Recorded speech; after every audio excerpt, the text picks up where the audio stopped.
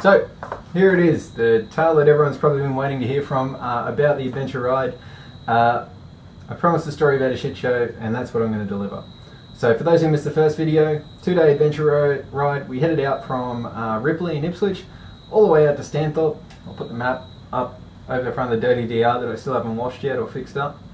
And basically we're picking up here from after, well, really Killarney. So we did the head road, all the twisties, made our way to Killarney and fueled up, and then we headed out. And as we left there were just some beautiful dirt roads. So travelling out, middle of nowhere, scenic as it always is. Now as we kept coming down these dirt roads and heading further southwest for the border, the roads seemed to get less and less travelled, which was very interesting. It always makes for a lot more fun ride. One of the other things is, obviously, like I said, it rained a lot in the previous days, and that rain meant that some of these tracks, especially where it's a bit black soil, were getting pretty slippery. And unfortunately that's where one of the riders on the trip did have an off. So Mark and I, we slowed down, but we sort of got waved through. There was plenty of people waiting, and we just decided to keep going. I think this fella broke his leg, judging by the footage I did get. I did hear there was a broken leg and a broken arm out on the trip. But yeah, it just looks like he had a bit of an off in the slippery stuff. It was one of those roads where you could have been travelling way too fast or not fast enough, depending on the section of the road you were on. So a bit unfortunate. I heard he's okay, and that's good news. You've got to be careful out there. So we made our way through further south and west towards the border, and suddenly the track took this turn. And it got decidedly less travelled from that point on, which is always super interesting, but it was slightly worrying because it was very green and very wet. So as we came through, nice overgrown tracks, we're heading down, and we started to cross quite a bit of water and quite a bit of mud. Now the first big mud puddle we came to on this track, it looked quite foreboding. It really wasn't actually that bad, but given it was the first one that covered the track, Mark and I were a bit nervous. My bike, much lighter than that Tiger 800, and I've got far chunkier tyres, so I decided to go first. And as you see, look, it was pretty much a non-event. Got through it, wasn't too slippery, wasn't too slick, not much to worry about. But it did sort of, thinking back, that was probably the first sign that it was going to get interesting, because this track did slowly go down, and looked like it was going to keep getting wetter and wetter as it passed in between it was a bit of a valley between two big mountain ranges. Anyway, the part that we've all been waiting for. So we're going along, I'm following Mark, and he suddenly stops, and I can't really see that much around him, so I'm not too sure what's ahead of us. Anyway, he didn't get off the bike, he sort of just did a thing, and then kept going. And suddenly it cleared the way for me to see, and there was just mud and water everywhere. Now, Mark managed to make it up probably about 20-30 metres before the big Tiger came to a grinding halt in the mud puddle. And I thought, oh, I'll try and get up next to him.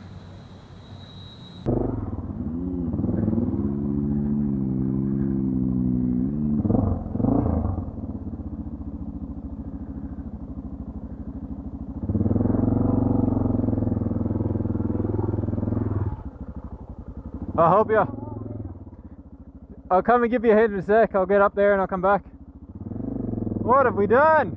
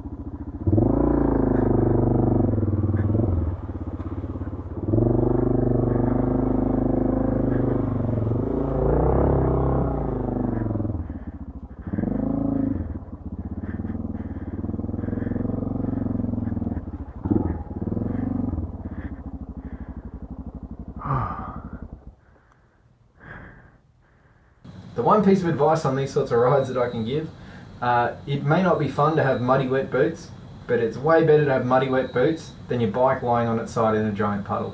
So really what I should have done here is get off and walk through that puddle all the way. I would have found out that it was barely 6 inches deep in the dead center with a few ruts either side. Instead, I did this.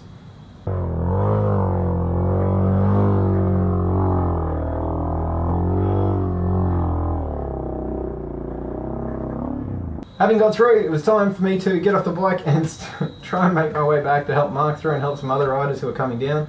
Turned out there's a very large group behind us that were just starting to come through, and it was mayhem. There were bikes everywhere and people with all different ideas of how to get through it. A few people trying to cut new tracks and just getting absolutely bogged in crap. I tried to give as many people some advice as I could as to which line to take, but it was mayhem, and all we could do was help the bigger bikes that had fallen over or got stuck, or those who didn't have as knobby tyres, to get back on the firmest track, and really just help out wherever we could. Go, you big heavy thing!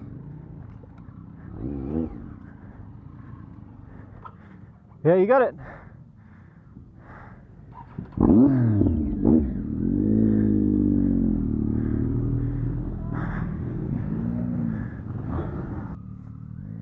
This is mayhem. There's bikes everywhere struggling and getting stuck.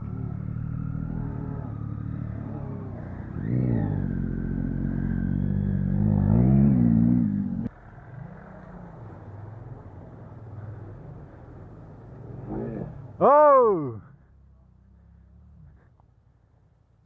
Help him up!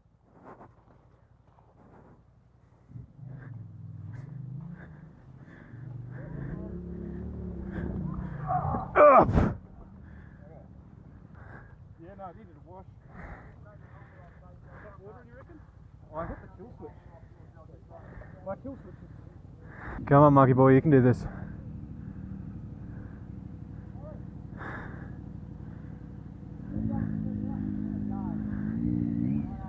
Oh, that didn't go too well.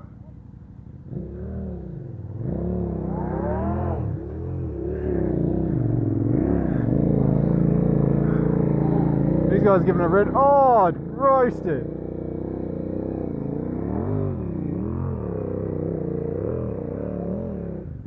Oh, there's a line.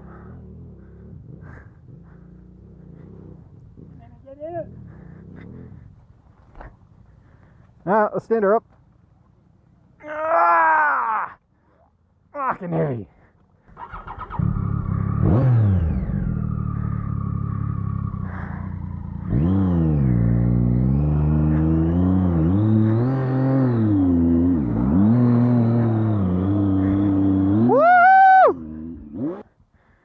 This thing, deceptively, not too bad. I just rode Mark bike through. But there's people stuck way back there. I'm going to help them. Strip my gear off. Go give some people. So after helping as many people through the bog hole as we could, John, who organised the event, come down. He'd stopped a big stack of people from coming down this road, back where the other rider was injured. And he gave us the news that apparently there was an even bigger obstacle up ahead.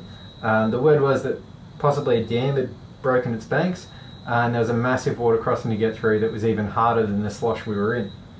So being on the lightest bike, I jumped on the DR and went ahead to go check it out. There were a few bog holes which eventually claimed my pannier when I dropped the bike, but unfortunately no footage from that because all my batteries went flat. And made my way up to the water crossing, walked it. It all seemed fairly doable, so came back and grabbed the rest of the group that were left, and we decided that we would press on when John went back and turned everyone else around. So there were 6 of us going ahead, made our way through the bog hole. Like I said, dropped the DR, snapped my pannier, which is great fun, which is going to be great fun for me to fix, and eventually made it up to this water crossing that I actually do have footage of, because luckily I got my phone out. Now, the water crossing wasn't actually all that bad. It was probably knee deep at best going through it. Unfortunately, the Tenere 660 that was with us, he made it, it would have been 2 feet from being out of the puddle. A bit of water got sucked up, the thing stalled, and that was the next hour and a half or so of our lives, was trying to get that thing going again. After the fun task of pulling the whole fuel tank and everything off the thing, we discovered that it was actually just water in the fuel bowl of the carb. So we drained it out, filled it back up, and she fired back up and we were good to go. Now at that point, it was probably, I don't know, 1:30ish in the afternoon. We hadn't had lunch yet because we were too early in Killarney, and now it was getting too late for lunch. We were all really feeling ready to call it a day, sit at the pub, and tell a fun story about this giant bog hole that everyone got stuck in. Unfortunately for us, we would have got 20 metres up from this water hole, and there was another bog hole. Now, this one, luckily, nice and easy. I ended up skirting super wide of it and cutting through a bit of grass, but basically, we made it through that, up some then sandy tracks and onto even more beautiful flowing dirt roads. Quick mention, that water crossing that we did wasn't actually a broken dam. Some locals did come down while we were fixing the Tenere and just said that that's just what it does when it rains. So if you are planning on taking on this track, I wouldn't do it after rain because there's going to be a serious amount of water and mud on that. Now, back to the story. We finally got out of that little section, back onto the main road, and wouldn't you know it, we found more water.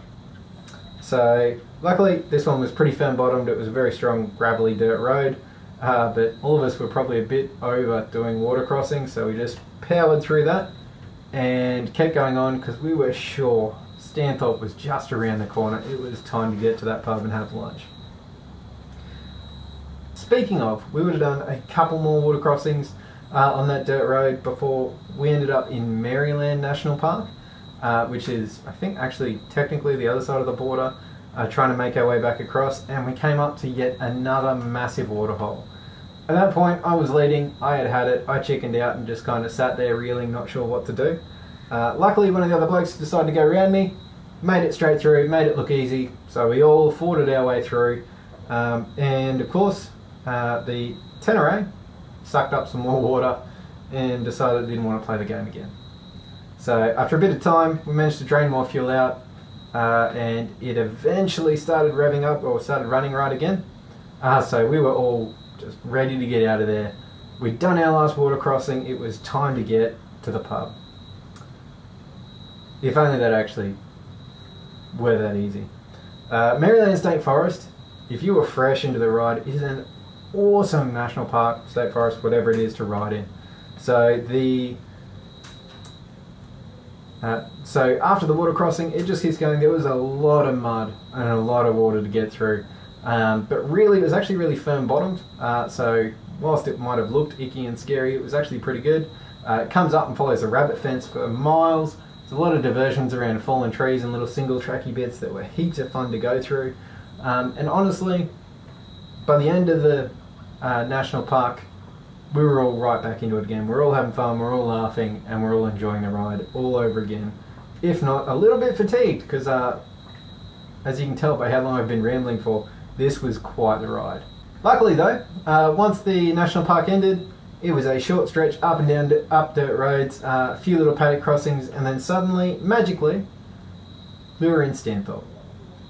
It was probably 5 o'clock in the afternoon by the time we pulled into town. We went straight in, got changed, made our way down the pub, had a feed, and caught up with a bunch of the legends that did come on the ride to swap stories for the day. And that pretty much brings me to the end of this story. I'm going to pick up and do another video on day 2.